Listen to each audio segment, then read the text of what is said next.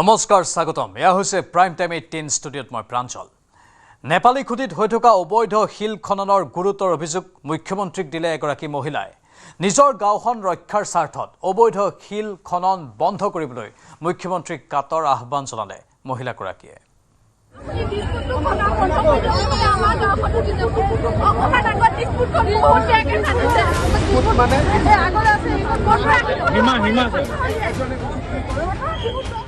নেপালী খুঁটিত হৈছে অবৈধ শিল খনন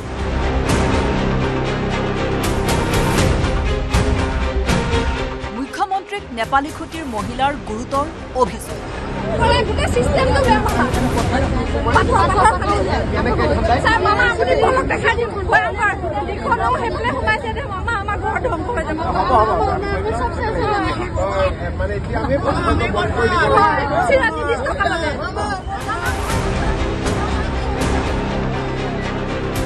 অবৈধ শিল খনন বন্ধ কৰিবলৈ মুখ্যমন্ত্ৰীক কাটৰ আহ্বান জনাই মহিলাগৰাকীয়ে ক'লে আমাৰ গাঁওখন উটি যাবলৈ নিদিব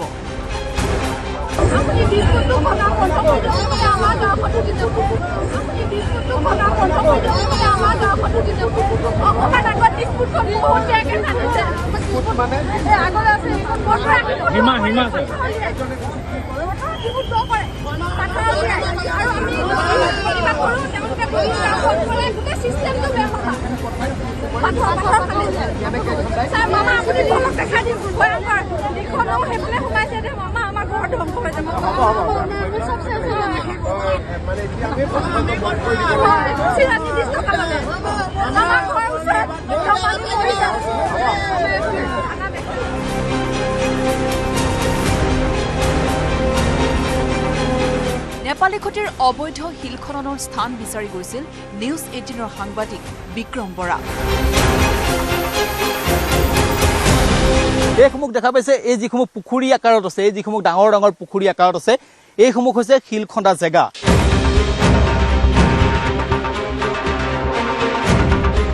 চৰকাৰক এখন ছবি দেখুৱাব বিচাৰিছো চৰকাৰে অতি শীঘ্ৰে ব্যৱস্থা নললে বিহুবৰত আকৌ এখন গাঁও বানপানীয়ে ধ্বংস কৰিব নেপালী খুঁটিৰ কাষতে লাগি থকা শিলনী মাছ গাঁও ইতিমধ্যে এইবাৰ বানপানীটো ধ্বংস হৈ গৈছে আৰু আকৌ যদি পানী হয় দিখৌ যদি পানী যদি বাঢ়ে তেনেহ'লে পুনৰ কিন্তু এই মাছ গাঁওখন সম্পূৰ্ণৰূপে উটুৱাই নিব এই যিখন গাঁও আছে এইফালে আপুনি কেমেৰাত যিমান দূৰলৈকে কভাৰ কৰে এইখন গাঁওখন হৈছে মাছ গাঁও এই মাছ গাঁওখন সম্পূৰ্ণৰূপে ধ্বংস হৈ যাব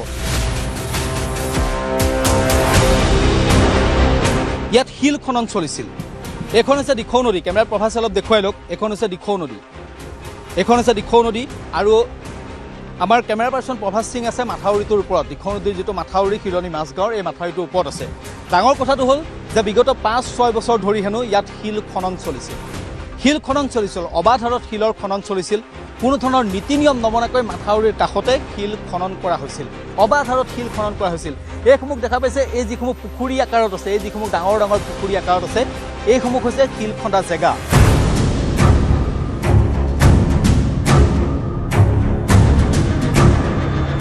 ইয়াৰ পৰা শিলবোৰ উলিয়াই লৈ যোৱা হৈছিল যোৱাৰ লগে লগে কি হ'ল যে এটা নতুন খুঁটিৰ সৃষ্টি হ'ল এই খুঁটিটো এইটো হৈছে খুঁটি প্ৰায় 25 বিঘামান মাটিত এনেদৰে দিখৌৰ কাষত মাথাউৰিটোৰ কাষত শিল খনন কৰা হ'ল আৰু তাৰ পাছত এখন গাঁৱক মৃত্যুমুখলৈ ঠেলি দিয়া হ'ল আৰু শিল খন্দাৰ লগে লগে এই যিটো খুঁটি এই খুঁটিটোৰ সৃষ্টি হ'ল মাথাউৰি ভাগি গ'ল মাথাউৰি পানীয়ে ভাঙি দিলে পানীয়ে ভঙাৰ পাছত এই খুঁটিটোৰ সৃষ্টি হ'ল এতিয়া কথাটো হ'ল এতিয়া যদি পুনৰ যদি দিখৌ জলপৃষ্ঠ অভাৱনীয় হাৰত বৃদ্ধি পায় তেনেহ'লে এই মাউত গাঁওখনত অনায়াসে পানী সোমাব ক'ৰ পৰা পানী সোমাব সেই দৃশ্যটো আপুনি অনায়াসে বুজিব পাৰিব যে এই যিটো খুঁটি আপুনি দেখা পাইছে এই যিটো মাথাউৰি ভাঙি যিটো খুঁটি সৃষ্টি কৰিলে এই যিটো খুঁটি এই খুঁটিটোৱেদি এবাৰ পানী সোমাব এবাৰ পানী সোমোৱাৰ লগে লগে এবাৰ যদিহে পানী সোমায় এই খুঁটিটোৱেদি যদিহে পানী সোমায় তেনেহ'লে সম্পূৰ্ণৰূপে এই যিখন মাছ গাঁও আছে এই মাছ গাঁওখন কিন্তু সম্পূৰ্ণৰূপে শেষ হৈ যাব গতিকে মই আহ্বান জনাইছোঁ যে শিল খনন চলিছিল সেয়া বিহুবৰত চলিছিল শিল খনন সেয়া সকলোৱে জানে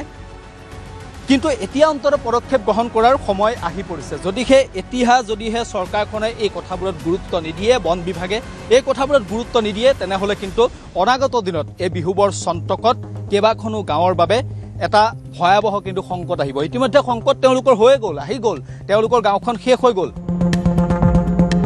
দাদা ইয়াত শিল কেতিয়াবা খান্দিছিল হ'ল 3-4 বছৰমান হৈ গ'ল। 3-4 বছৰ হ'ল। কোন কোণৰ পৰা খান্দিছিলে শিল? আপোনাৰ এইডোখৰ পৰা খান্দিছে। এইডোখৰ পৰা অঁ, এইটো মানে মাথাই ছাইডতে খান্দিছিলে। মাথাই চাইডৰ এইডোখৰ পৰা খান্দি গৈ আছে, আপুনি এইডোখৰলৈকে খান্দি গৈ আছে। আগতে আমাৰ পানী হয় এনেকৈ, আগতে এবাৰ হৈছিলে চিটিকৈ, আকৌ মানে আমি মানুহে ধৰিলোঁ তো, তেতিয়া অলপ পুতি দিলে। এইবাৰতো সেইটো পুৰণা মাটি পেলাই দিছে, নতুন মাটি পেলাই দিছে, তো খান্দি নিবই। নিয়াৰ কাৰণেতো আমাৰ এইফালে প্ৰথম আগতে পানী নোসোমালে, যিমান পানী হ'লেও আমাৰ বেক চাইডৰ পৰা আহে। এতিয়াতো এইবাৰ এইফালৰ পৰা ধমকৈ গৈছে, আমাৰ মানুহ ওলাবলৈ চান্স নাপালে। 30-15 মিনিটত আপুনি কি কৰিব কওক? এখন দেখিছে আপোনাৰ মাজৰখন যি ওপৰত সেইবোৰ খৰি যেনেকৈ পৰি আছে। এইটো কিন্তু বন্ধ যেতিয়ালৈকে নকৰিব মাটি খননটো, তেতিয়ালৈকে আমাৰ এই মাজগাঁৱত জীয়াই নাথাকে মানুহ। মানে মাটি খনন নে শিল খনন? শিল খননটো।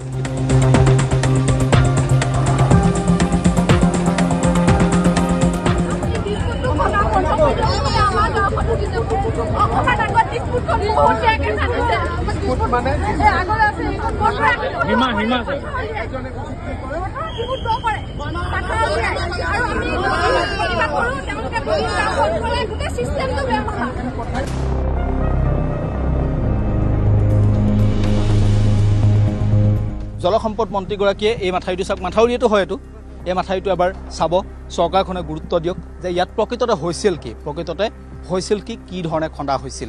বন বিভাগে অলপমান গুৰুত্ব দিয়ক, অন্যথা কিন্তু এখন গাঁও সম্পূৰ্ণৰূপে শেষ হৈ যাব।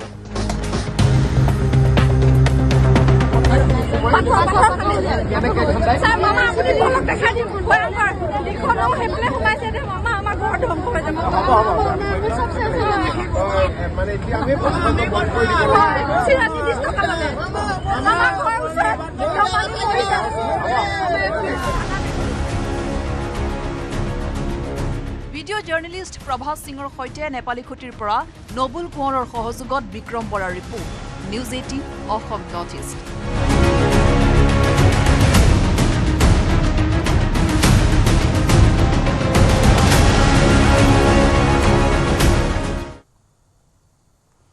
আজি দ্বিতীয়বাৰলৈ বানে বিধ্বস্ত কৰা অঞ্চল পৰিদৰ্শন কৰিলে মুখ্যমন্ত্ৰীয়ে। টেলিভিছনত দেখাতকৈও উজনিৰ জলপ্ৰলয় অধিক ভয়াৱহ বুলি ক'লে মুখ্যমন্ত্ৰীয়ে।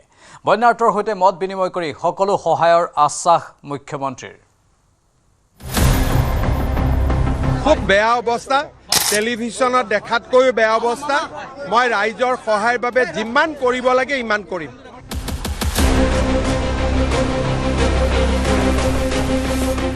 মথাৰে হয় না গেট ৱাল হয়, গেট ৱাল গাৰ্ড ৱাল মানে নদীটোৰ লগত গাৰ্ড ৱাল হয়।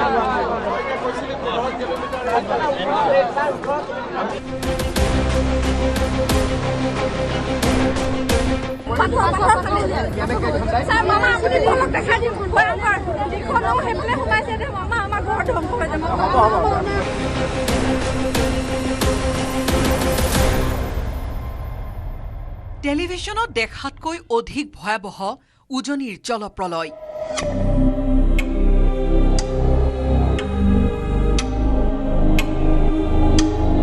বানে কৰা ধ্বংসলীলা কল্পনাৰো বাহিৰত।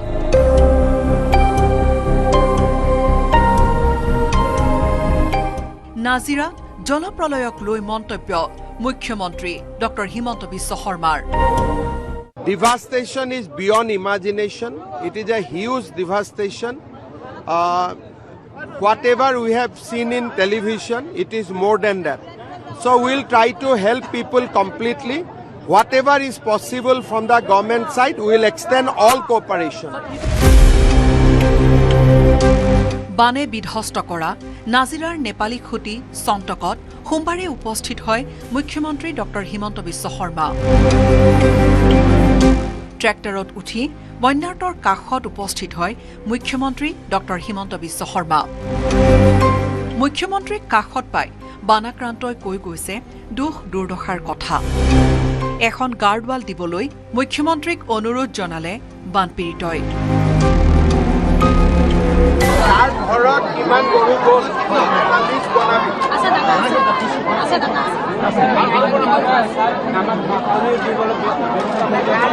মথাৰি নহয়, মথাৰি হয় না গেট ৱাল হয়, গেট ৱাল গাৰ্ড ৱাল মানে নদীটোৰ লগত গাৰ্ড ৱাল হয়।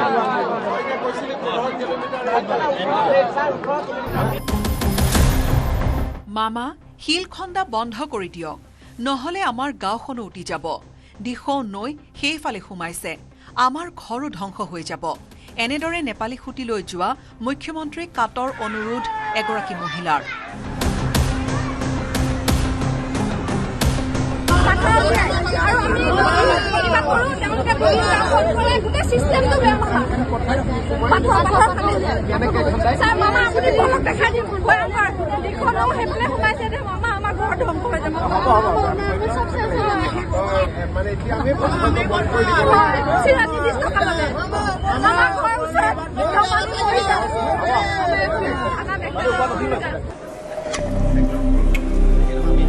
বানপীড়িতই দুখৰ কথা কৈ গৈছে, মুখ্যমন্ত্ৰীয়ে দি গৈছে মাথো আশ্বাস।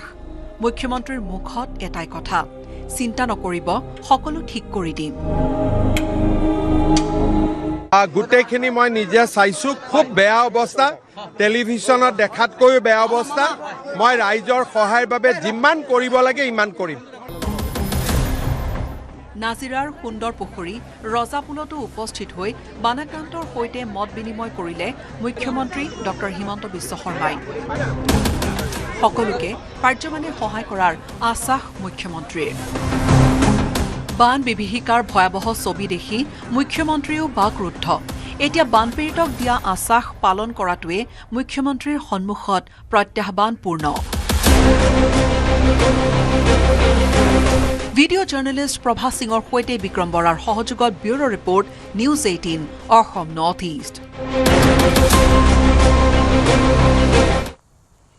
19 জুলাইৰ সেই অভিশপ্ত কাল ৰাতিটোৱে এক মুহূৰ্ততে ছাৰখাৰ কৰি পেলালে এটা সুখী পৰিয়াল। পত্নীক হেৰুৱাই নিৰুদ্দেশ হৈ থকা 4 বছৰীয়া কণমানি জীয়ৰীক বিচাৰি এতিয়া উন্মাদ প্ৰায় এগৰাকী দুৰ্ভগীয়া পিতৃ।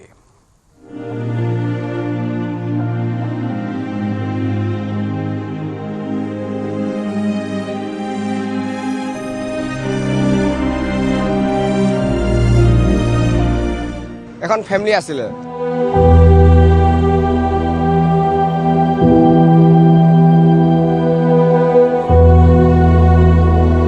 মানে জীয়াই মেলি মৰি আছো আৰু।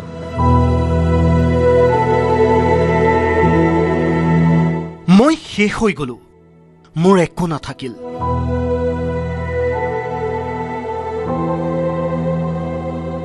মই কেৱল মোৰ ছোৱালীজনীক এবাৰ চাব বিচাৰো।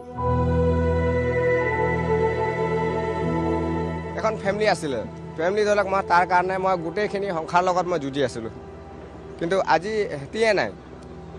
মই যুঁজাৰ পিছত মই এতিয়া ক'বলৈ গ'লে মই অকলেই হৈ আছোঁ, কিন্তু ক'বৰ কাৰণেতো চৰি দাদা নাকান্দিব আপুনি ছোৱালীজনীৰ কাৰণে আপুনি সাহসেৰে থাকিব লাগিব। বুকুত এফালে জীয়াই থকা একমাত্ৰ সন্তানৰ নিশ্চুপ উচুপনি, আনফালে এগৰাকী পিতৃৰ হাহাকাৰ। হাতত আছে মাথো উকা স্মৃতি আৰু চকুত বৈছে অশ্ৰুৰ বন্যা। 19 জুলাই সেই অভিশপ্ত দিনটোৱে এক মুহূৰ্ততে কাঢ়ি নিলে দেৱৰাম পানিকাৰ সুখৰ পৃথিৱীখন।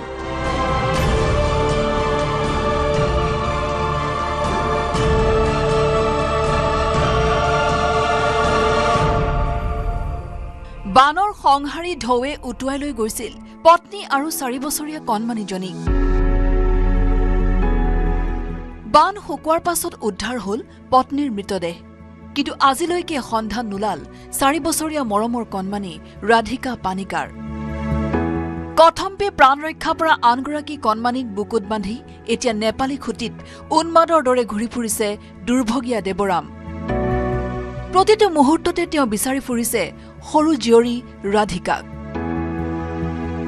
খুব এখন কৰুণ আৰু খুব এখন হৃদয় বিদাৰক আৰু ছবি, খুব এটা শিহৰণকাৰী ঘটনা।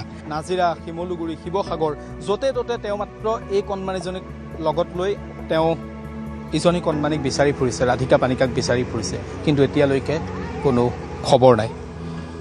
যাতে কোনো মানে ক'ৰবাত হ'লেও পাই যাওঁ বুলি জীয়াই বুলি। বানৰ পানীয়ে ঘৰ দুৱাই উটুৱাই লৈ যায়, কিন্তু বুকুৰ আপোনজনক কাঢ়ি লৈ যোৱা এই যন্ত্ৰণা বুজাব কোনে? দেৱৰামৰ এই অসীম যন্ত্ৰণা আৰু চকুলোৰ আগত যেন আজি স্তব্ধ সমগ্ৰ মানৱতা। নেপালী খুঁটিৰ পৰা বিক্ৰম বৰাৰ report, news 18 Assam north east.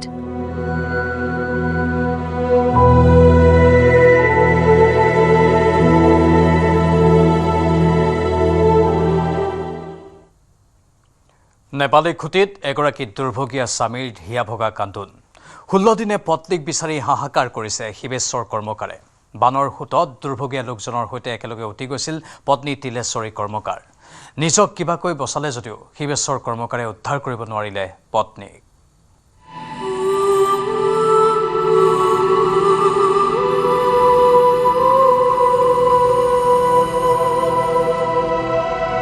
মই অকলে কতো থাকিব নোৱাৰো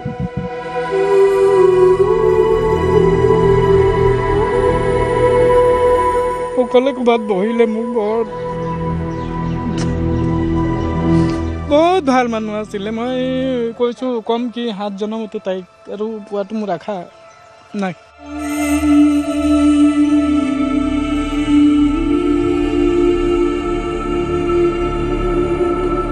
নেপালী খুটিৰ পৰা এতিয়াও নিৰুদ্দেশ দুগৰাকী মহিলা এগৰাকী বয়সস্থ আৰু এগৰাকী হৈছে কণমানি তাৰে বয়সস্থ মহিলাগৰাকী হৈছে তিলেশ্বৰী কৰ্মকাৰ আৰু কণমানিগৰাকী হৈছে ৰাধিকা পানিকা এই মুহূৰ্তত আমাৰ সৈতে তিলেশ্বৰী কৰ্মকাৰৰ স্বামী আছে আপোনাৰ বাইদেউ 19 তাৰিখৰ পৰা নিৰুদ্দেশ হৈ আছে 19 তাৰিখৰ পৰা আমি একেটা ঘৰত 25টা মানুহ বহি আছিলোঁ তাৰ পৰা গোটেইটো ঘৰটো যেতিয়া ভাঙি থাকিলে কোন ফালে কোন গ'ল ক'ব নোৱাৰিছোঁ কিন্তু সেই বাঁহজোপাটো মই এম কৰি আছিলোঁ কালি হেৰি প্ৰশাসনে আহি পেলাই বাঁহজোপাকো পৰহি দিনা প্ৰশাসনে আহি পেলাই বাঁহজোপাকো হেৰি কৰি মেলি চালে তাতো নাপালোঁ আৰু বিচাৰিছে নাই আপুনি ক'ত বিচাৰে নাই বিচাৰি আছোঁ ক'ত বিচাৰিম সেই তাত হেৰি যেতিয়া পানী বাঢ়ি আছিলে মিৰিগাঁৱত 40টা ওলাইছিলে তাতো গৈছিলোঁ নাপালোঁ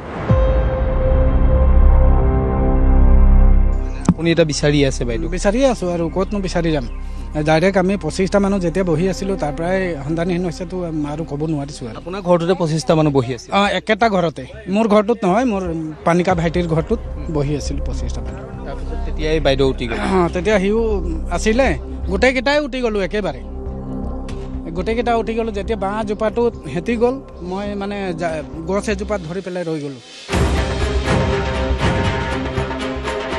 পিছফালে চাইছোঁ বাঁহ এজোপা আৰু মানে আহি আছে তো সেই বাঁহজোপা যদি মোক মাৰি দিয়ে তেতিয়াতো ময়ো গ'লোহেঁতেন সেইকাৰণে মই ঘূৰি দিলোঁ ঘূৰি পেলাই চাইছোঁ বাঁহজোপা ওচৰ পাই গ'ল পটকৈ এৰি দিলোঁ এৰি দিয়াত গৈ পেলাই সেই জাবুটোত মই ধৰি মেলি উঠিলোঁ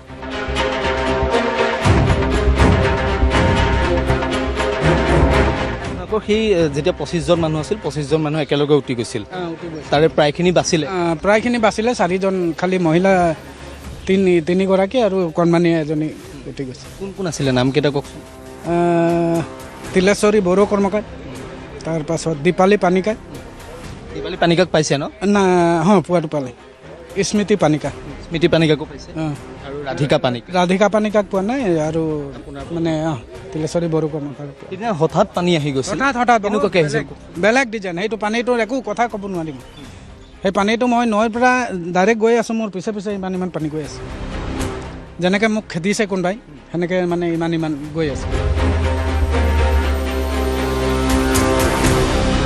মই ঘৰত গৈ কিতাপ এটা জাপোতে ইমানটো ছাগলীটোক পালেঙত উঠাওঁছে ইমানটো তেতিয়া আমি ইটো ঘৰৰ পৰা আহি ইটো ঘৰত পালোঁ ইটো ঘৰতো চাইছোঁ পানী বাঢ়ি আছে তেতিয়া মানে অতীতত বনোৱা যত্ন গাঁওবুঢ়া আছিলে পানিকা মানুহে অতীতত বনোৱা ঘৰটো একো নহ'ব বুলি তাতে উঠিলোঁ তাতো আহি পেলাই মানে সেই ঘৰটো লৈ গৈছে সেই ঘৰটো লৈ গৈছোঁ বৰ ভয়ংকৰ কোনটা এটাই মাৰি দিলে অকল ঢালাই ঘৰ আছিলে তাতো হেৰি ৰ'দ দিয়া নাছিলে অতীতত বনোৱা ঘৰ ঢালাই ঘৰ আছিলে এটা চুক যেতিয়া ভাঙি গ'ল আৰু গোটেইটো পটকৈ বহি গ'ল আৰু কি ক'ম বাইদেউ নাই আপোনাৰ ল'ৰা ছোৱালী আছে ল'ৰা ছোৱালী আছে ল'ৰা ছোৱালী কোনোবা উঠি গৈছিল নেকি নাই মোৰ নাই যোৱা মোৰ ছোৱালী ল'ৰা মাইকী মানুহ একেলগত আছিলে তেতিয়া ছোৱালীটো আৰু ল'ৰাটো বাচিলে মাইকী মানুহ গৈছিলে কেনেকৈ থাকিলে আপুনি বাইদেউ বিহনে এই 14 কি কৰিম মই সেইটো কাৰণে য'ত মানুহ বেছি দেখি পাওঁ তাতে গৈ পেলাই অকণমান তেওঁ কিবা কয় অকণমান মনটো ভাল লাগে মই অকলে ক'তো থাকিব নোৱাৰোঁ অকলে ক'ৰবাত বহিলে মোক বহুত ভাল মানুহ আছিলে মই কৈছোঁ কম কি 7 জনমতো তাইক আৰু পোৱাটো মোৰ আশা নাই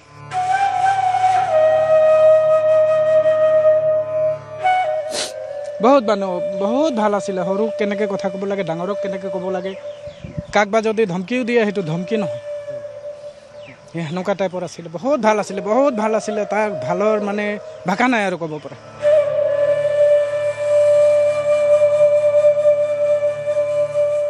এগৰাকী দুৰ্ভগীয়া স্বামী সিদিনা পানী অহাৰ দিনা একেলগে 25জন মানুহ এটা ঘৰত বহি আছিল আৰু হঠাৎ পানী আহিছিল আৰু তাৰ পাছত এইগৰাকী শিৱেশ্বৰ কৰ্মকাৰৰ পত্নীকো উটুৱাই লৈ গৈছিল আৰু আজিলৈকে তেওঁ পত্নী তিলেশ্বৰী কৰ্মকাৰ এই মুহূৰ্তলৈকে সন্ধানহীন খুব দুখেৰে এইগৰাকী স্বামীয়ে কান্দি তেওঁ কৈছে যে তাইক খুব ভাল মানুহ আছিল মই আৰু 7 জনমতো তাইক বিচাৰি পাম বুলি নাভাবোঁ এয়াই হৈছে আশা নাই তাই লিখীয়া মানুহ পাবলৈ আশা নাই তাইক পাবলৈ আশা নাই আৰু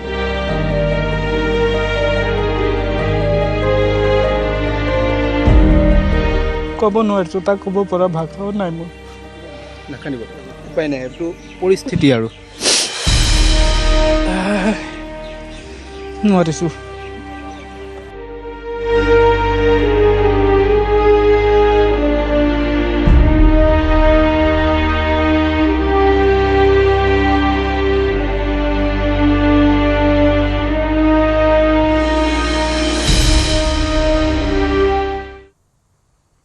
উজনিৰ জলপ্ৰলয়ৰ পিছত দুৰ্দশাই লগ নেৰা হৈছে বন্যাৰ্তক নেৰানেপেৰা বৰষুণৰ বাবে পুনৰ বৃদ্ধি পাইছে টিয়ক নদীৰ জলস্তৰ ঘৰলৈ ঘূৰি অহা বানপীড়িত পুনৰ ঢপলিয়াইছে এতিয়া শিবিৰলৈ পুনৰ জলমগ্ন টিয়ক চাহ বাগিচাৰ কেইবাটাও অঞ্চল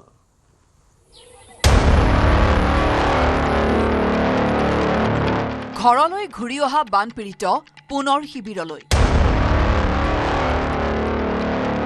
আকৌ ফেনে ফুটুকাৰে বাঢ়িছে টিয়ক নদীৰ জলস্তৰ বানত সম্পূৰ্ণৰূপে বিধ্বস্ত টিয়ক চাহ বাগিচা উজনিৰ জলপ্ৰলয়ৰ পিছতে দুৰ্দশাই যেন লগ নেৰা হৈছে বানাক্ৰান্তৰ নেৰানেপেৰা বৰষুণৰ বাবে আকৌ টিয়ক নদীৰ জলস্তৰ বৃদ্ধি পাইছে টিয়ক চাহ বাগিচাৰ লগতে কেইবাটাও এলেকা পুনৰ জলমগ্ন কালিৰে পৰা নেৰানেপেৰা বৰষুণ আকৌ বাঢ়িছে টিয়ক নদীৰ যি বাঢ়নি পানী সেই বাঢ়নি পানীয়ে পুনৰ টিয়ক চাহ বাগিচাকে মুখ্য কৰি বহুকেইটা এলেকা আকৌ প্লাবিত কৰিছে আৰু পৰিণতিত যিসকল লোকে চাহ বাগিচাৰ যিসকল পৰিয়াল ইতিমধ্যে শিবিৰ এৰি পুনৰ ঘৰলৈ আহিছিল আকৌ কিন্তু তেওঁলোকৰ ঘৰসমূহ পানীৰ তলত ডুবিছে আৰু লগে লগে কিন্তু বহু পৰিয়ালে পুনৰ শিবিৰলৈ ঘূৰি আহিছে এয়া টিয়ক চাহ বাগিচাৰ এটা শিবিৰ 13 দিন শিবিৰত কটোৱাৰ পাছত পানী কিছু হ্ৰাস পোৱাত এদিন পূৰ্বে আপোন ঘৰখনলৈ ঘূৰি গৈছিল বানাক্ৰান্ত লোকসকল কিন্তু ভাগ্যৰ কি পৰিহাস নিশা আকৌ ঘৰৰ ভিতৰত পানী সোমোৱাত নিশাই পুনৰ আশ্ৰয় শিবিৰলৈ উভতি আহিবলগীয়া হ'ল এইসকল দুৰ্ভগীয়া লোক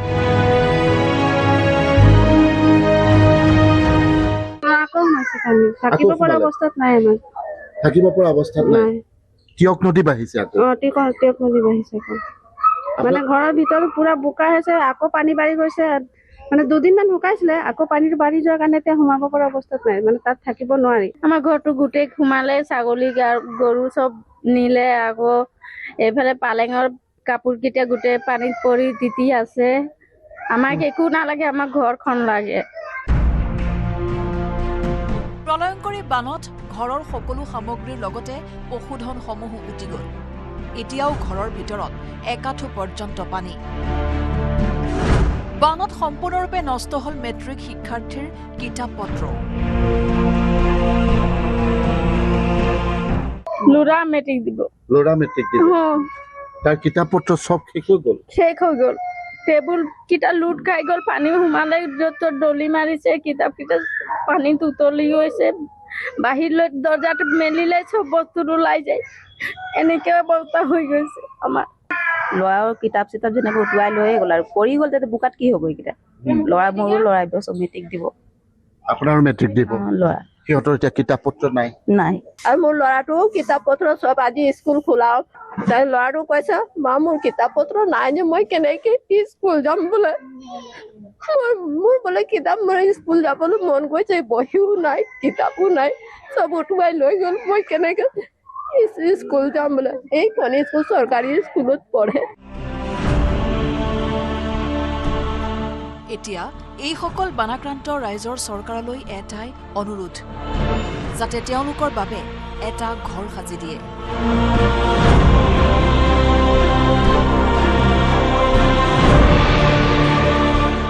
এতিয়া য'ত তাকি আছো আমি গম পাইছো ল'ৰা ছোৱালীক এইবছৰ মেট্ৰিক দিব কিতাপ চিতাপ চব লৈ গৈছে ক'ত থাকিম আমি এতিয়া চৰকাৰে আমাক ঘৰখন বনাই দিলেই হ'ব চৰকাৰে ঘৰটো আমাক ঠিক কৰি দিলে হ'ব বনাই দিলে ঘৰটো ঠিক কৰি দিব তিয়ক চাহ বাগিচাৰ বহু পৰিয়ালৰ ঘৰখনত একো নাই ঘৰ ভাঙি পেলাইছে কিতাপ পত্ৰ শেষ হৈ গৈছে মাত্ৰ শিবিৰৰ পৰা শিবিৰত যিকেইটা খাদ্য সামগ্ৰী তেওঁলোকে লাভ কৰি আছে বিভিন্ন সহৃদয়বান লোকে আগবঢ়োৱা চৰকাৰ প্ৰশাসনে আগবঢ়োৱা সেই খাদ্য খাই তেওঁলোকে ইয়াতে আছিল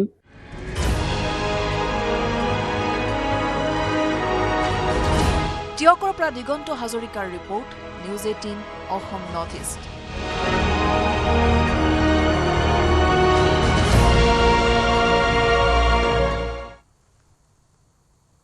বান বিভীষিকাৰ 16 দিন এই পৰ্যন্ত ৰাজ্যত বানত মৃত্যু হোৱা লোকৰ সংখ্যা 86 জনলৈ বৃদ্ধি কালৰূপী বানত চিনচাপ নোহোৱা হ'ল শ শ পৰিয়ালৰ ঘৰ দুৱাৰৰ প্ৰতিজন বন্যাৰ্তৰ চকুত কেৱল চকুলো জলপ্ৰলয়ত সৰ্বস্ব হেৰুৱাই জীৱন মৃত্যুৰে যুঁজ হাজাৰ হাজাৰ বন্যাৰ্তৰ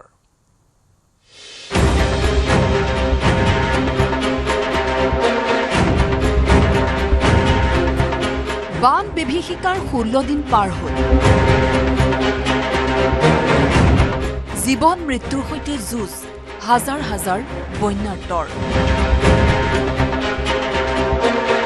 একাঠো বোকাৰ মাজতে পুনৰবাৰ ঘৰখন জীয়াই তোলাৰ সংগ্ৰাম ৰাজ্যত এই পৰ্যন্ত বানত মৃত্যু হোৱা লোকৰ সংখ্যা 86 জনলৈ বৃদ্ধি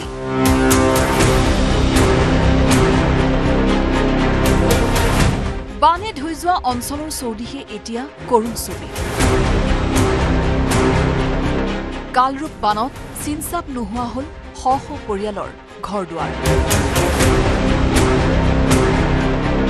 বোকা পলসী পুতি পেলোৱা ঘৰত অৱশিষ্ট বিচাৰি হাইৰাণ বন্যাৰ্ত প্ৰতিজন বন্যাৰ্তৰ চকুত কেৱল চকুলো জলপ্ৰলয়ত সৰ্বস্ব হেৰুৱাই এতিয়া জীৱন সংগ্ৰামৰ সৈতে যুঁজ দিছে হাজাৰ হাজাৰ বন্যাৰ্তই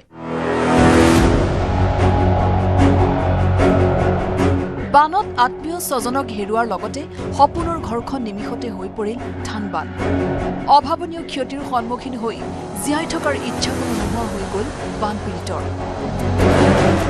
বানত তছনছ নেপালী খুটিত সোমবাৰে পুনৰ উদ্ধাৰ হয় আন এটা মৃতদেহ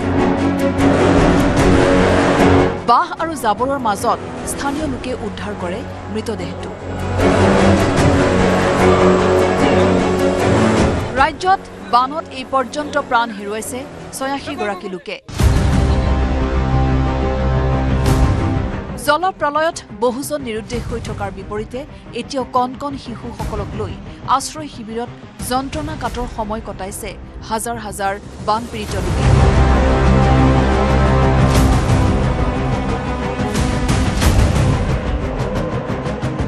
শিৱসাগৰৰ পৰা প্ৰদীপ গগৈ নাজিৰাৰ পৰা নবুল কোঁৱৰ আৰু সোণাৰীৰ পৰা হানসিং কোঁৱৰৰ report news 18 Assam north east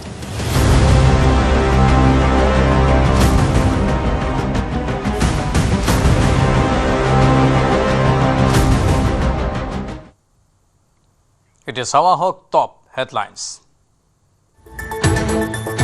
উজনি অসমৰ সৰ্বাধিক ক্ষতিগ্ৰস্ত নেপালী খুটিত মুখ্যমন্ত্ৰী ট্ৰেক্টৰত উঠি বানে ধাহি মোহিনীয়া চন্তক আৰু নেপালী খুটি চালে মুখ্যমন্ত্ৰীয়ে বানৰ বিভীষিকাৰ অৱশেষ দেখি স্তব্ধ মুখ্যমন্ত্ৰীৰ মন্তব্য টেলিভিছনত দেখাতকৈও অধিক ভয়াৱহ উজনিৰ জলপ্ৰলয়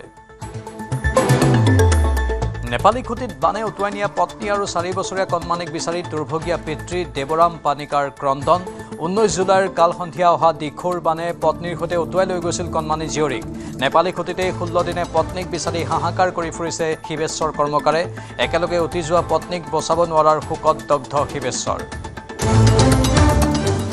নাজিৰাৰ নেপালী খুঁটিৰ অবৈধ শিল খনন বন্ধ কৰিবলৈ দুৰ্গত মহিলাই আহ্বান জনালে মুখ্যমন্ত্ৰীক নেপালী খুঁটিৰ পৰিস্থিতিৰ বুজ ল'বলৈ যোৱা মুখ্যমন্ত্ৰীক কাটৰ আহ্বান আমাৰ গাঁওখন ধ্বংস হৈ যাবলৈ নিদিব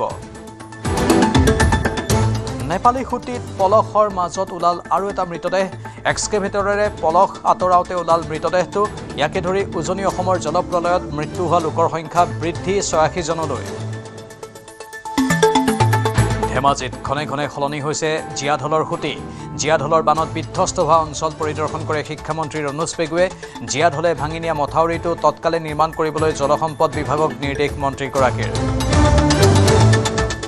উত্তৰ পূবত বান প্ৰতিৰোধৰ বাবে কেন্দ্ৰৰ সাহায্য FMBAP আঁচনিৰ অধীনত উত্তৰ পূবত বান প্ৰতিৰোধৰ বাবে 2536.96 কোটি টকা 266টা বান আৰু খহনীয়া প্ৰতিৰোধ প্ৰকল্প মঞ্জুৰ বান নিয়ন্ত্ৰণৰ বাবে ব্ৰহ্মপুত্ৰ বৰ্ডৰ 52টা মাষ্টাৰ প্লেন ৰাজ্যসভাত জলশক্তি ৰাজ্যিক মন্ত্ৰীৰ এই তথ্য প্ৰদান আমিনগাঁৱত 12.5 কোটি টকাৰ ড্ৰাগছসহ 3 সৰবৰাহকাৰীক গ্ৰেপ্তাৰ STF আৰু কামৰূপ আৰক্ষীৰ যুটীয়া অভিযানত বৃহৎ সফলতা 3 সৰবৰাহকাৰীৰ পৰা হেৰইনসহ 50,000 ইয়াবা টেবলেট জব্দ বিজেপিৰ ৰাষ্ট্ৰীয় সভাপতি নীতিন নবীনৰ দুৰ্গত উৰিল প্ৰশান্ত কিশোৰৰ বিজয় ধ্বজা বিহাৰৰ বাংকিপুৰৰ উপ নিৰ্বাচনত প্ৰশান্ত কিশোৰৰ বিৰুদ্ধে পৰাস্ত বিজেপি প্ৰাৰ্থী প্ৰথমবাৰলৈ নিৰ্বাচন খেলি বিহাৰ বিধানসভালৈ নিৰ্বাচিত জনসুৰজ পাৰ্টিৰ নেতা প্ৰশান্ত কিশোৰ উচ্চতম ন্যায়ালয়ত ন্যায়াধীশৰ সংখ্যা 38 গৰাকীলৈ বৃদ্ধি লোকসভাত গৃহীত দ্য সুপ্ৰিম কোৰ্ট এমেণ্ডমেণ্ট বিল 2026 সংশোধন বিধেয়ক পূৰ্বে 34 গৰাকী আছিল ন্যায়াধীশৰ সংখ্যা ন্যায়ালয়ত পলম হৈ থকা গোচৰৰ দ্ৰুত নিষ্পত্তিৰ আশা আৰু সামৰণি পৰিল গ্লাছগোত অনুষ্ঠিত কমনৱেলথ গেমছ 2026 বক্সাৰৰ দমনীয় প্ৰদৰ্শনেৰে পদক তালিকাৰ চতুৰ্থ স্থান দখল ভাৰতৰ 2030 চনত গুজৰাটৰ আহমেদাবাদত হ'ব কমনৱেলথ গেমছ হেডলাইন্স আগবঢ়াইছে সানৰাইজ চিকেন কাৰী মছলা ৰন্ধা কৰি তোলে স্পেশাল ধেমাজিত ঘনে ঘনে সলনি হৈছে জীয়াঢলৰ খুঁটি শনিবাৰে জীয়াঢল নদীৰ প্ৰলয়ংকৰী বানে কমলপুৰত সৃষ্টি কৰিছিল কালৰূপ প্ৰলয়ংকৰী বানে চকুৰ সন্মুখতে নিশেষ কৰিছিল অনিমা হাজৰিকাৰ ঘৰখন কমলপুৰৰ বান বিধ্বস্ত অঞ্চল পৰিদৰ্শন কৰি পৰিস্থিতিৰ বুজ ল'লে শিক্ষামন্ত্ৰী ৰণোজ পেগুৱে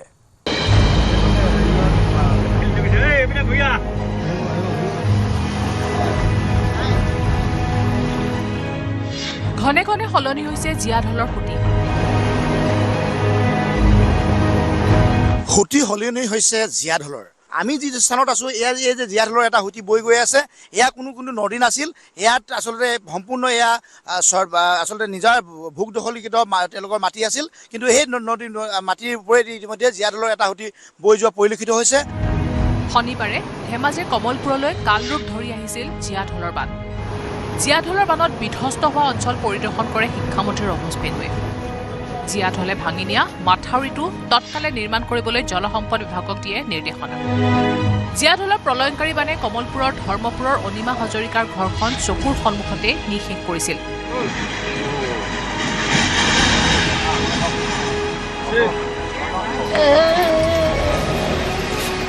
মোৰ পিছফালে থকা এই ঘৰখন যোৱা শনিবাৰে আচলতে জীয়াঢলৰ প্ৰলয়ংকাৰী বানে অনিমা হাজৰিকা নামৰ যিগৰাকী আইতাত মানে সম্পূৰ্ণ সহায় লৈ গৈছিল আৰু বিশেষকৈ জীয়াঢল কমলপুৰ কেঁচাকাঠনি এইসমূহ যি অঞ্চল ধৰ্মপুৰ এই অঞ্চলসমূহত কিন্তু জীয়াঢলে যোৱা বিশেষকৈ 2 মাহৰ ভিতৰত যথেষ্টখিনি ক্ষতিগ্ৰস্ত কৰিছে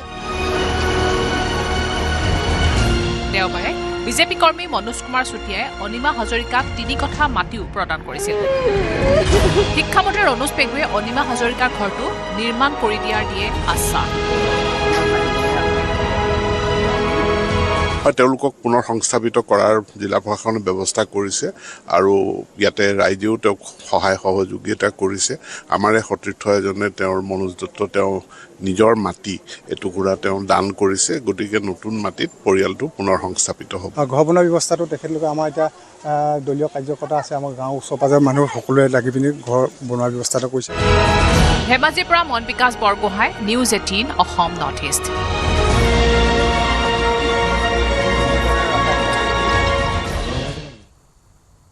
ইফালে দেৰগাঁৱৰ বানাক্ৰান্তৰ দুৰ্দশা।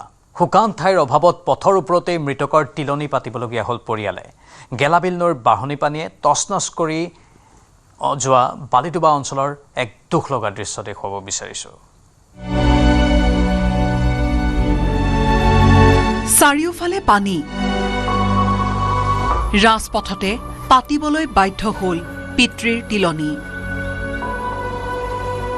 চকুৰে মনিব পৰালৈকে বাঢ়নি পানীৰ কৰাল গ্ৰাস।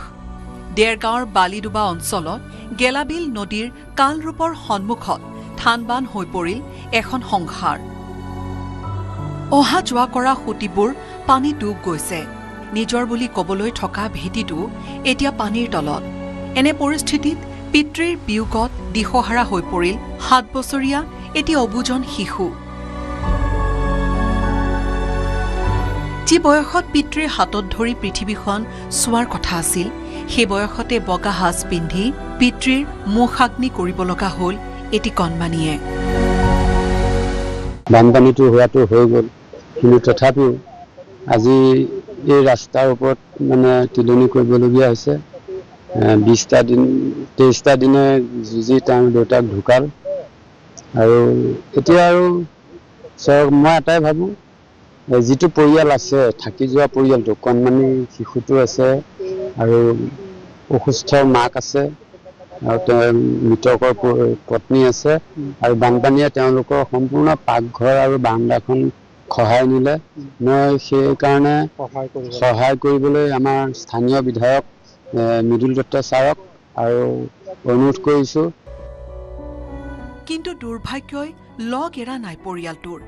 মৃত্যুৰ 3 দিনৰ পিছত কুশল বৰাৰ আত্মাই শান্তি পোৱাৰ বাবে মাংগলিক কাৰ্যসূচী তিলনি পতাৰ আয়োজন কৰা হৈছিল। কিন্তু ধৰ্মীয় ৰীতি নীতিখিনি সমাপন কৰিবলৈ গাঁওখনত নোলাল এটুকুৰাও শুকান মাটি। অৱশেষত উপায়হীন হৈ পৰিয়াল আৰু গাঁওবাসীয়ে গাঁৱৰ ওখ পথটোৰ ওপৰতে পাতিলে মৃতকৰ তিলনি। বৰ দুখ লাগিছে। ঘৰখনৰ বাপেকৰ বিহনে কোনোৱে নাছিল। বাপেকো আগতে ঢুকালে, এনেকুৱা দিনৰে ঢুকাইছিলে। এতিয়া বাপেকৰ অবিহনে আমাৰ ঘৰখনত কোনোৱে নাই, ল'ৰাটো আৰু মা মই। এতিয়া কেনেধৰণে থাকিব আপুনি? তাকে ভাবিছো কি হ'ব ল'ৰাটো অৱস্থা। ল'ৰাটো চাব নাই কমা, সকলো কমা নাই। পানী আমাৰ পিছফাললৈকে গোটেই টিউবলৈকে যাবই নোৱাৰি। এই লোকৰ ঘৰৰ পৰা পানী আনি পেলাই এতিয়া হেৰি কৰিছোহি। হিয়া ঢাকুৰি কন্দা পত্নীৰ চকুত এতিয়া কেৱল অজান আশংকা আৰু শূন্যতা। ঘৰৰ মূল মানুহজনক হেৰুৱাই চাৰিওফালৰ বানৰ তাণ্ডৱৰ মাজত থিয় হৈ তেওঁ অনুভৱ কৰিছে এক অসীম দিশহাৰা অৱস্থা। কণমানি পুত্ৰক লৈ অনাগত দিনবোৰত জীৱন সংগ্ৰাম কেনেকৈ আগবঢ়াই নিব, সেই চিন্তাই এতিয়া দহিছে শোকাকুল মাতৃৰ বুকু। পানী কমাৰ লগে লগে মাৰ যাব বানৰ বিভীষিকা। কিন্তু এই অবুজন শিশু আৰু মাতৃগৰাকীৰ শোক হয়তো চিৰজীৱন থাকি যাব। নুমলীগড়ৰ পৰা প্ৰণৱজ্যোতি শইকীয়াৰ report, news 18 Assam north east.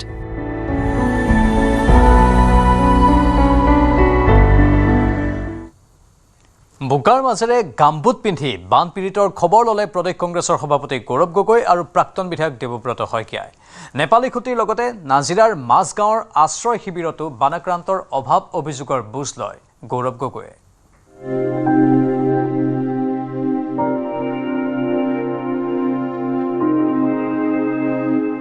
নিশা নেপালী খুঁটিত গৌৰৱ গগৈ। একাঠু বোকাত গামবুট পিন্ধি বানাক্ৰান্তৰ কাষত উপস্থিত হ'ল প্ৰদেশ কংগ্ৰেছৰ সভাপতি গৌৰৱ গগৈ আৰু প্ৰাক্তন বিধায়ক দেৱব্ৰত শইকীয়া। গৌৰৱ গগৈৰ নিজ সংসদীয় সমষ্টিত জলপ্ৰলয়ে নমাই আনিলে চৰম দুৰ্যোগ। শিৱসাগৰ চৰাইদেউৰ চৌদিশে এতিয়া কেৱল ধ্বংসস্তূপ, চৌদিশে কেৱল অসহায় সৰ্বশান্ত বানাকান্তৰ বিননি।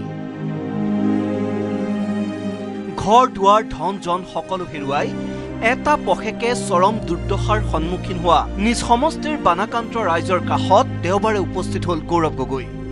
পলয়ংকৰী বানে সৰ্বাধিক ক্ষতি কৰা নেপালীখুটিত গামবুট পিন্ধি গৈ বন্যাত্মক সাহায্য প্ৰদান কৰে গৌৰৱ গগৈ। গৌৰৱ গগৈক সংগ দিয়ে নাজিৰা সমষ্টিৰ প্ৰাক্তন বিধায়ক কংগ্ৰেছৰ জ্যেষ্ঠ নেতা দেৱব্ৰত শইকীয়াই। নেপালীখুটিলৈ গৈ বন্যাত্মৰ দুখ দুৰ্দশা দেখি বাকৰুদ্ধ হৈ পৰা বুলি মন্তব্য গৌৰৱ গগৈৰ। নেপালীখুটিৰ লগতে দেওবাৰে নাজিৰাৰ মাজৰ গাঁৱৰ আশ্ৰয় শিবিৰতো বানাকান্তৰ অভাৱ অভিযোগৰ বুজ ললে প্ৰদেশ কংগ্ৰেছৰ সভাপতিগৰাকীয়ে।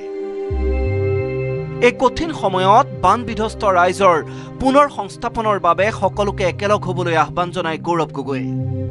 উজনিৰ এই অকল্পনীয় দুৰ্যোগৰ সময়ত উদ্ধাৰ তথা সাহায্য প্ৰদানৰ বাবে জঁপিয়াই পৰিছে বহু বেচৰকাৰী সংস্থা তথা সুহৃদয়বান ৰাইজ।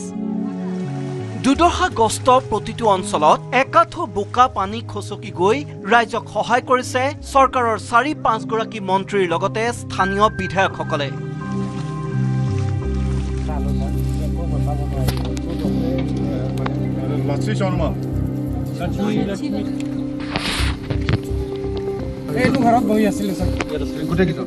সমানে সমানে গামবুট পিন্ধি বানাক্ৰান্ত ৰাইজৰ কাষত থিয় দিছে গৌৰৱ গগৈয়েও। Bureau report, news 18, Assam north east.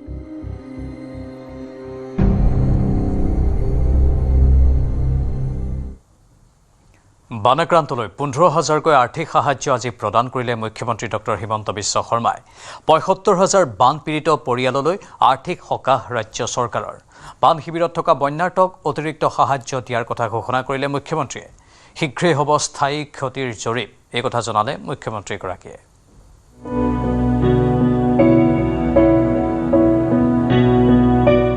উজনিৰ 4 জিলাৰ বন্যাৰ্থলৈ আৰ্থিক সকাহ। 15,000কৈ অন্তৰ্বৰ্তীকালীন বান সাহায্য প্ৰদান। ৭৫,000 পৰিয়ালে লাভ কৰিব 15,000কৈ টকা। বানাক্ৰান্তলৈ সাময়িক সকাহ প্ৰদানেৰে সোমবাৰে ভাৰ্চুৱেলি অন্তৰ্বৰ্তীকালীন বান সাহায্য প্ৰদান কৰিলে মুখ্যমন্ত্ৰীয়ে। 4 জিলাৰ ৭৫,000 বানপীড়িতৰ পৰিয়ালে লাভ কৰিব 15,000কৈ টকা। ৭৫,000টা বানপীড়িত পৰিয়ালৰ আৰ্থিক সাহায্যৰ বাবে খৰচ হ'ব 112 কোটি টকা। ৬২,৬৯৬টা পৰিয়াললৈ আমি 15,000 টকাকৈ বেংক ট্ৰেন্সফাৰ কৰিবলৈ সক্ষম হৈছো। বান শিবিৰত থকা বন্যাৰ্থক দিব অতিৰিক্ত সাহায্য। 9 আগষ্টলৈ শিবিৰত থকা বন্যাৰ্থক দিব 10,000কৈ টকা। 10 আগষ্টত প্ৰদান কৰিব অতিৰিক্ত 10,000কৈ টকা। শিৱসাগৰ আৰু চৰাইদেউৰ বন্যাৰ্থই পাব অতিৰিক্ত সাহায্য, ঘোষণা কৰিলে মুখ্যমন্ত্ৰী ডক্টৰ হিমন্ত বিশ্ব শৰ্মাই। যিসকল বানাক্ৰান্ত ৰাইজ ঘৰলৈ এতিয়াও উভতি যাব নোৱাৰিব 9 তাৰিখ পৰ্যন্ত, তেনে পৰিয়ালসকলক অহা 10 তাৰিখে আমি পুনৰ 10,000 টকা মুকলি কৰি দিম। 4 জিলাত 9-10 আগষ্টত স্থায়ী ক্ষতিৰ সমীক্ষা আৰম্ভ কৰা হ'ব। 10 দিনৰ ভিতৰত স্থায়ী ক্ষতিৰ সমীক্ষা শেষ হ'ব। এই স্থায়ী ক্ষতিৰ সমীক্ষাৰ পাছতে পুঁজি প্ৰদানৰ আশ্বাস প্ৰধানমন্ত্ৰী নৰেন্দ্ৰ মোদীৰ। ডিব্ৰুগড়ত জনালে মুখ্যমন্ত্ৰী ডক্টৰ হিমন্ত বিশ্ব শৰ্মাই। প্ৰধানমন্ত্ৰী ডাঙৰীয়াই আমাক আশ্বাস দিছে যে স্থায়ী ক্ষতিৰ সমীক্ষা হোৱাৰ লগে লগে আমাৰ যি স্থায়ী ক্ষতিৰ নৰ্মছ আছে সেই নৰ্মছ মতে যিমান প্ৰয়োজনীয় পুঁজি প্ৰয়োজন হয় ৰাজ্য চৰকাৰক সেই পুঁজি তেখেতে আমাক দিব। মঙলবাৰৰ পৰা বানত ক্ষতিগ্ৰস্ত বিদ্যালয়ে পাব আৰ্থিক সাহায্য। বিদ্যালয়সমূহৰ একাউণ্টত সোমাব 2,10,000 ধন। বান বিধ্বস্ত নামঘৰসমূহলৈ 1.5 লাখ টকাৰ সাহায্য ঘোষণা। 7 আগষ্টৰ পূৰ্বে নামঘৰসমূহলৈ সাহায্য প্ৰদান কৰিব ৰাজ্য চৰকাৰে। বানপীড়িতলৈ সকাহ প্ৰদানেৰে ডিব্ৰুগড়ত সকলো কথা স্পষ্টকৈ উল্লেখ মুখ্যমন্ত্ৰীৰ। ডিব্ৰুগড়ৰ পৰা জেছিম আহমেদৰ report, news 18, Assam north east. Durga পূজাৰ আগতেই গুৱাহাটী মহানগৰীয়ে পাব 5খনকৈ নতুন ফুটব্ৰিজ। খানাপাৰাৰ পৰা জালুকবাৰীলৈ 27 নম্বৰ ৰাষ্ট্ৰীয় ঘাইপথৰ মুঠ 18 কিলোমিটাৰ দৈৰ্ঘ্যৰ ভিতৰত হ'ব 5খনকৈ ফুটব্ৰিজ। যমদূতৰূপী ঘাইপথত মৃত্যু বিভীষিকা ৰোধৰ লক্ষ্যৰে অসম চৰকাৰ আৰু ৰাষ্ট্ৰীয় ঘাইপথ প্ৰাধিকৰণৰ এই প্ৰচেষ্টা।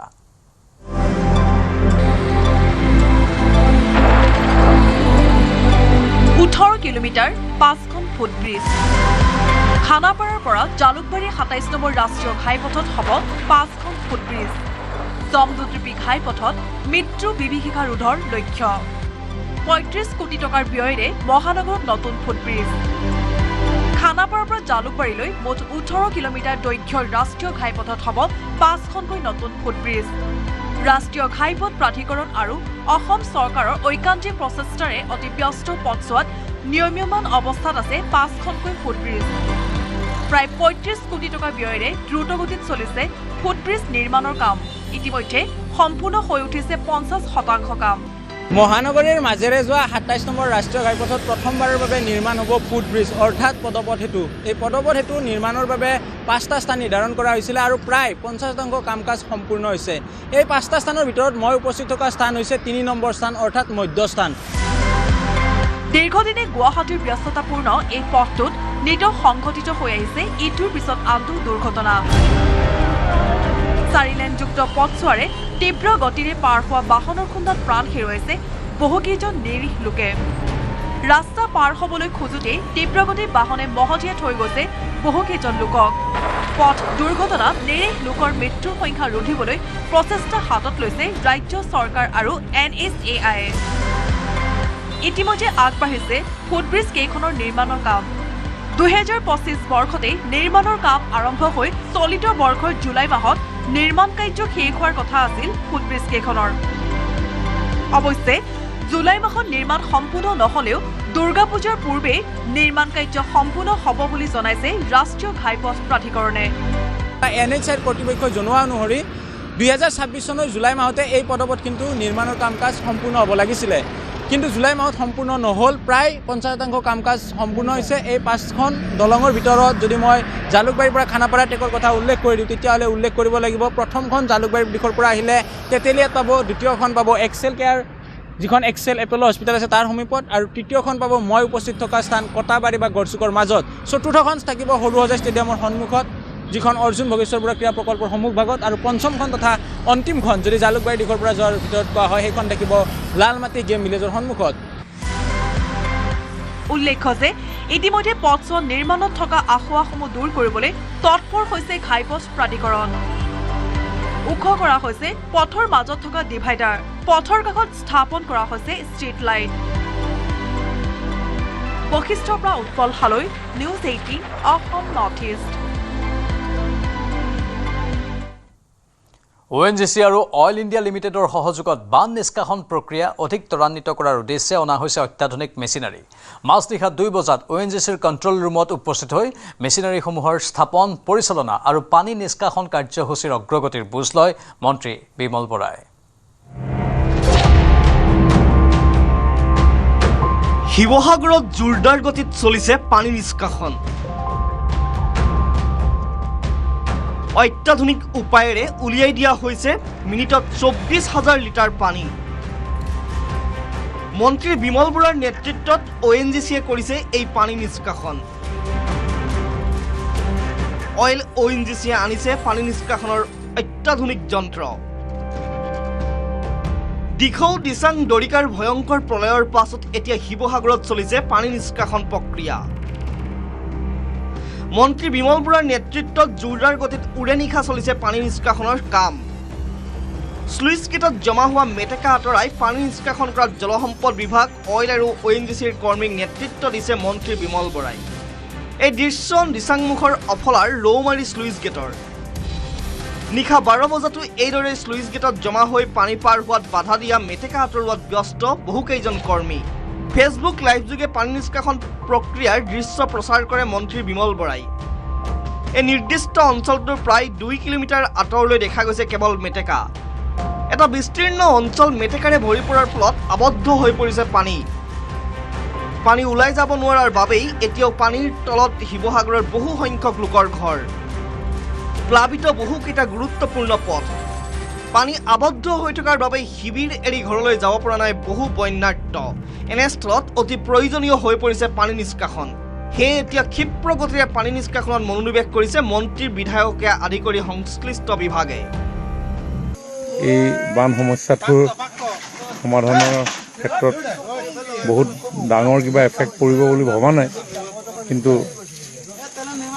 মিনিটত 1 লাখ লিটাৰ পানী যদি আমি নিষ্কাশন কৰিব পাৰোঁ 80 লাখ লিটাৰ পানী আমি পঠিয়াব পাৰিম ঘণ্টাত আৰু এনেধৰণে অলপ হ'লেও মই ভাবোঁ যে বানৰ ভয়াৱহতাক বা ৰৈ যোৱা পানীখিনি আমি